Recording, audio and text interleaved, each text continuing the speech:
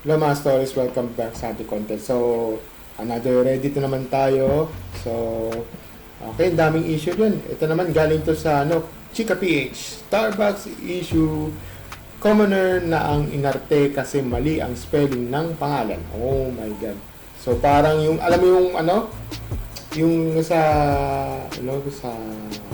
ah, yung parang tumbler ata siguro, yung parang yung iniinom tapos sinusulat yung pangalan. So, okay, so ito, sabihan dito, nakalagay, nakakainis.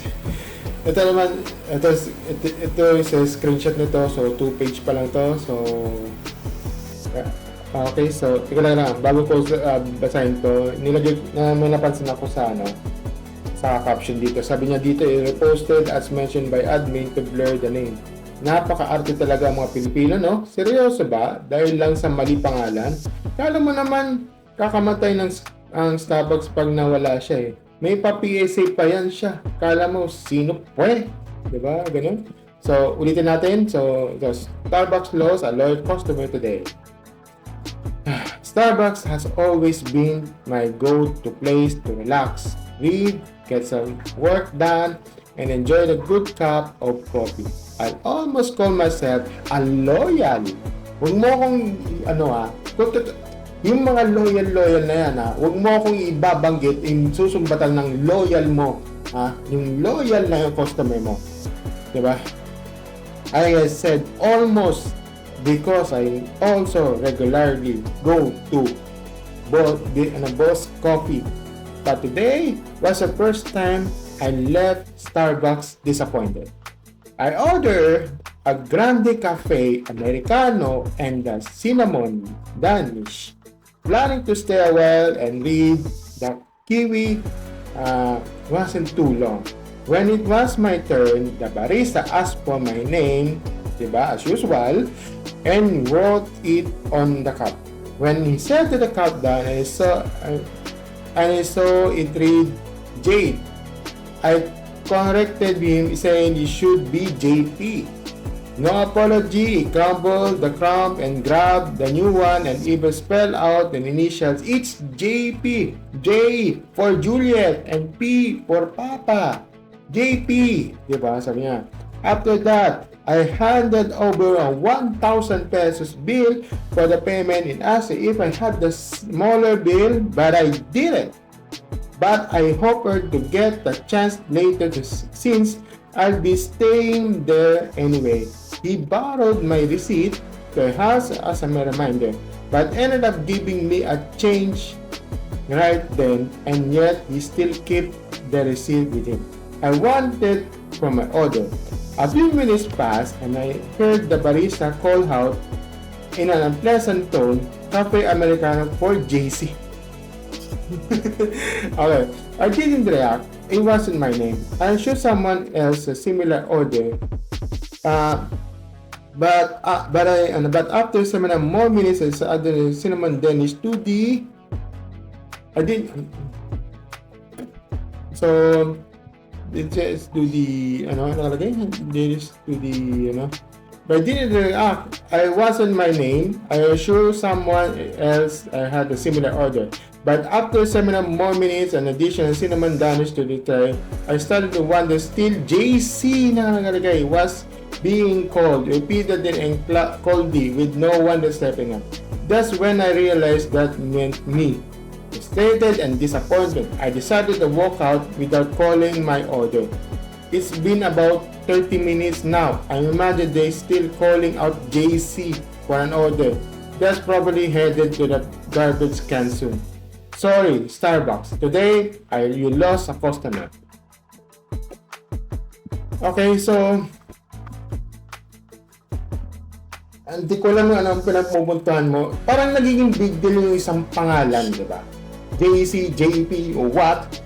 Tapos, parang susumbatan mo sa akin yung mga ganyang so JC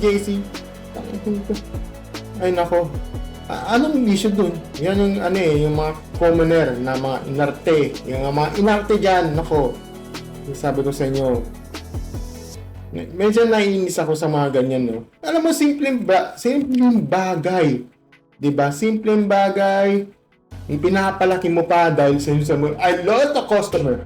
What the fuck is you? Di ba? Yan ang hirap sa iyo eh. Yung mga ganitong customer tapos binibaby nyo sa ganyan.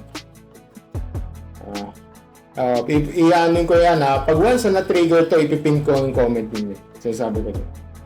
I mentioned that. Ayan, sabi niyan. May isang sinabi dito sa comment section, kawalan ka, akla, di ba? Go Karen de los Santos. Hoy, de los Reyes, di ba? De los Santos, de los Reyes. Leche. Mukhang sinadya kasi napansin ng isang kape lang order nyo pero 8 hours siya na-establishment. Umay ka ang leche. Oo, umay. Katulad yung isa. Sinabihan pa ako ng kalbo. Ang galing. Okay. Kalbo. Siyempre, kalbo naman ako. Anong problema doon? Galing. Diba? Well, there's a popular theory with the urban legend. The Starbucks varies intentionally white customers' names correctly to spread the viral social media post. So di kawalan ni ante. Parang tanga. Parang gusto niya i-post sa My Day ko kaso mali na sulat. Ay nako. You lost ako pero bayad na niya. Sabi nga dito, you lost a customer pero bayad na niya. Char. Paano pa yun? Tsaka iba yung pangalan ng laging mali. Even yung spelling, yung name ko na complicated. Nakakaya yung kay Juliet Papa. Ay nako. Even use a second name, which is dislike to avoid complication about to get older and go without the hassle. Ako na nag-invento na lang ng nickname para hindi na rin mag-isip ng spelling. OA. Sinabi ko. Nako. At ito meron tayong latest no. Marky, isingit mo lang ito sa itong event na to. So, meron kasi dito na according dito sa Gigilaw. Meron kasi dito na about dito sa sabi niya dami snowflakes at meron may nakita akong comment na medyo makes sense naman. At meron kasi siyang conspiracy theory na sinasabi niya na sa comment niyan after niya umalis lumipat daw siya sa Boss Coffee and based sa profile niya marketing manager siya, baka marketing manager siya ng Boss Coffee, di ba? So alam mo, kung totoo man yan na marketing manager is medyo mali yung ginawa niya. Kasi parang sinira mo yung branding ng isang tao. Parang sinira mo yung branding doon or sinira mo yung store noon na pangit yun ito. Pangit ito, dapat dito kayo sa which is very wrong yun, okay? This is a bad competition yun. Sinisira mo yung yung parang parang image ng ganito. Doon pa lang pwedeng pwedeng parang sirain. Yun yung doon pa lang pwede kang kasuhan ng unjust fixation or 'di ba? Parang di ba parang cybercrime, di ba? Hindi ko alam. Kasi dito pala parang sinisiraan mo yan which is very wrong yun. Kasi sa akin yung ganyan. Alam mo, sa ating sa mga ganitong aspeto, sa mga sa mga pagkakit na gawin, maling-mali yan sa ginawa mo. So, pwede ka pwede ka matanggal sa ginagawa mo yung yung paninira sa ibang sa ibang tao. Pwede kang pwede kang maban sa ganito ginagawa tapos pwede kang masira yung imahe mo dito. Yun lang masasabi ko balik tayo. Malit na bagay. Pinapalaki mo pang akla ka. Pride month pa naman ngayon, ganyan ka nag-iinarte. Diba? Kawa naman si JC, di na ako balik sa alam mo na ganyan. Sabi niyo low yun. Nagtitigil mo ako, leche. Oo na si bakla. Ako, hindi nag-reklamo basta tama iniinom ko. Oo nga. Ako nga, nagulat ako. I drink ko pala yun. So, kasi sobrang mali yung name pero hindi na ginante. Ay, nako. OA. So, tapakan mo ang loyal customer. Leche. Yeah, pendant siya sa nangyari, I give it she should borrow the pen and correct it to C, to P. Pero even make a post about toxicity sa social media, main character syndrome, leche. Yun naman, no? Yun naman sabi ko, at sana naman, maging naman kayo. Hindi lahat ng customer ay right, ha?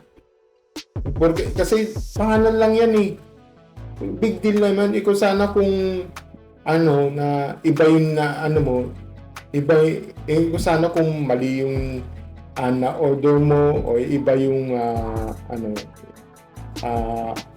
iba yung parang ingredients, pwede ka magreklamo doon. Pero yung yung name, ba't ang big deal sa'yo dyan? Ako, tigil-tigil na mga ako.